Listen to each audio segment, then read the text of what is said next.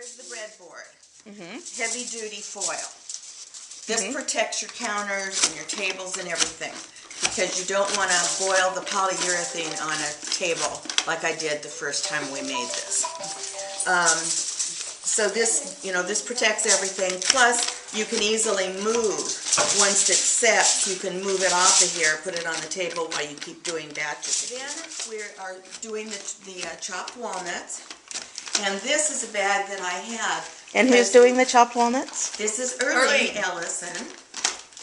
And this is a bag that comes off of already made toffee, because you have a lot that falls off when you're breaking it up.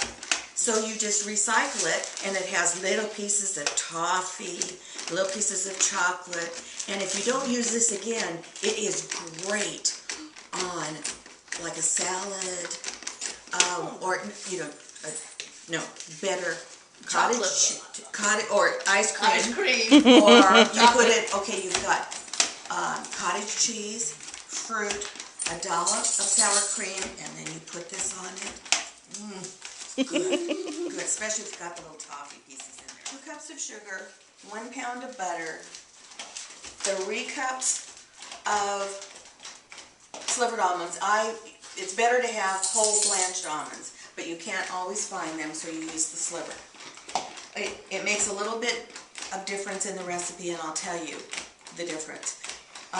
You can also get plain almonds, and then you can blanch them yourselves, but it's a pain. It takes a long time, and it prunes your hands and everything. But if you want to watch a good movie, you could sit there and blanch them. I usually get them at Lassen's, and I will buy, if I'm making a lot, I bought 25 pounds, because you can get them there, and that was a cheaper price, But you don't want to just go into Albertsons or Vaughn and buy, because it weighs. We have the chocolate. Earlene brought semi-sweet chocolate, and these are milk chocolate. And I usually have made the milk chocolate. My mom made them with this. Another very important thing to remember is that you use salted butter, not unsalted butter. People have made that mistake. And we were cooking away, and all of a sudden, the butter separates from the toffee. You need the salt, which is going to keep it together. 1 pound of butter in here. I had set this at 375. Now, 20 minutes from now, it should be done. You know what? I'll set it for 20, just to have an idea, remember. But it will cook faster, I realize, because if you've got the whole blanched almonds, they're thicker. And so there's a different dynamic going on than the slivered almonds. So that's just, I remembered that as I did my last batch with the slivered and not the whole. The 2 cups of sugar.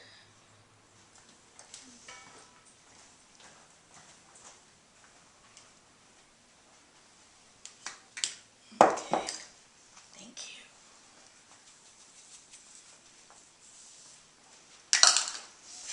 And you notice I'm using wooden. It just is better with the wooden spoons.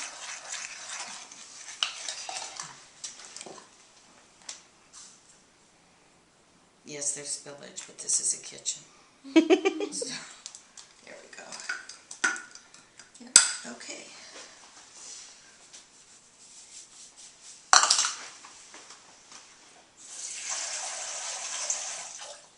One-quarter cup of water. Now this is what I do, is I get nice and comfortable. Put my feet up, turn on a good movie. There's some stir involved. Yeah. Turn on It's a Wonderful Life, or Christmas Story, Get in the mood. So.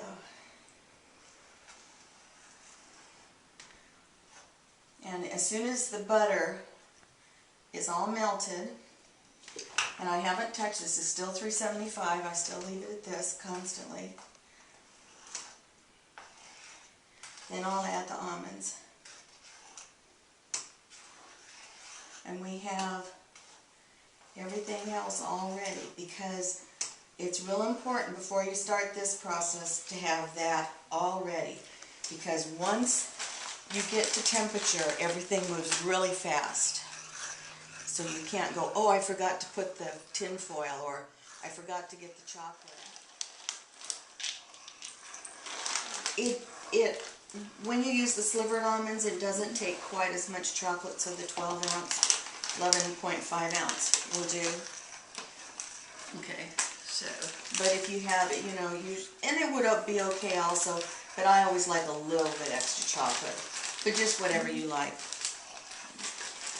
But my recipe says, now the 3 cups of almonds. My recipe says 18 ounces, but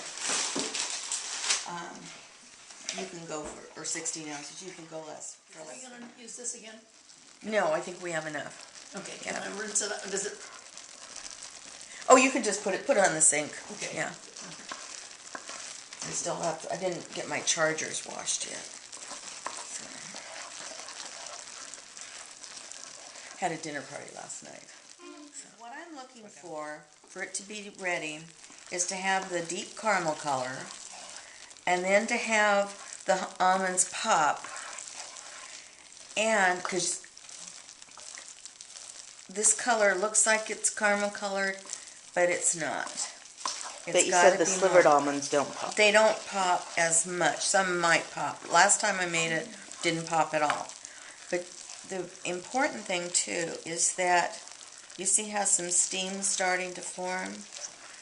When it's the right temperature, it's the right time to take it off, it will start steaming and almost looking like it's burning. And that's why then you have to go fast.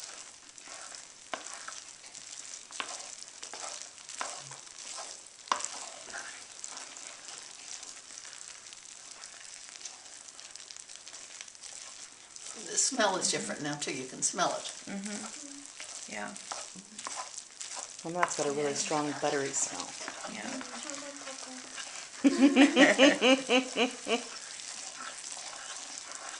And the thing about the pan, Williams Sonoma has a wonderful pan for $149. We got our daughter so that she has the equipment now. No excuses. Because you know how long we've had this? I think we've had this. Let me see, we've lived here 16 years, and we had it a number of years. We could have had this 20 years. Yeah, I haven't heard any pops yet, so we're not going to get any pops out of this.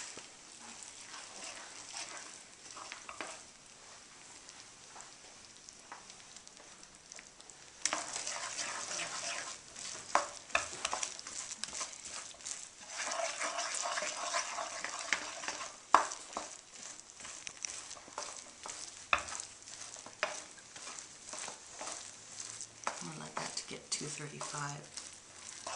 So then that's 18 minutes with the slivered almonds. It's 2:35 now. Okay.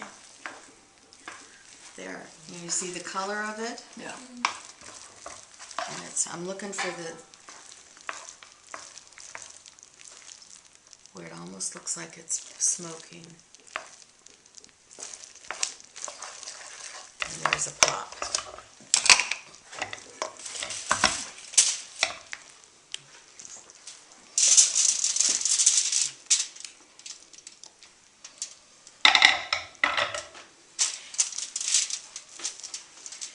And you just want to hurry and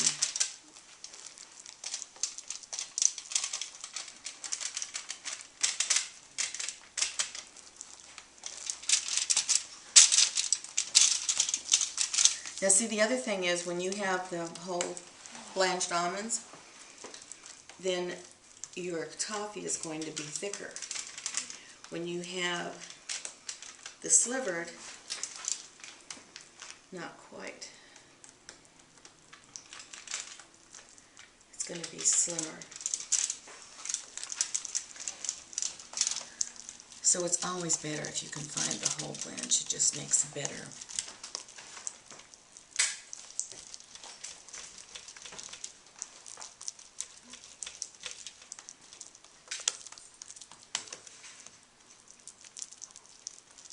And if you have the whole blanched almonds, then I can guarantee you it's the 20 minutes.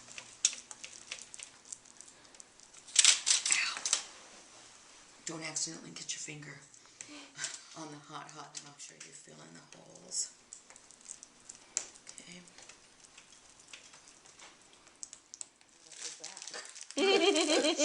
What? I thought that was the whole bag.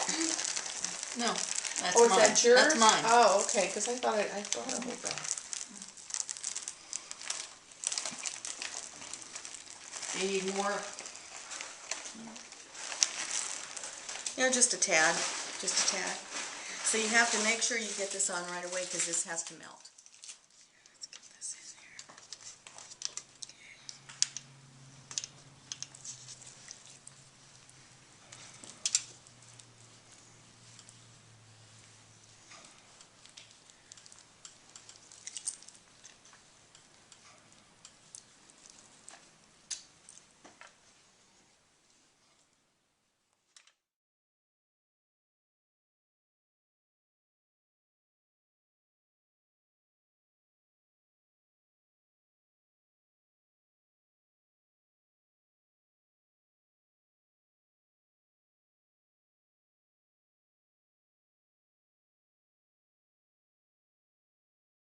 I went and I met these people from the volunteer center, and they're going. I went to the fall show, harvest out at the, you know, the fall show or something out at the fairgrounds, and I went up to her and I said, you know, I just retired and I really wanted to do something, and they almost said it together. But you just don't want anybody telling you what to do yet, right? Yeah. Yeah.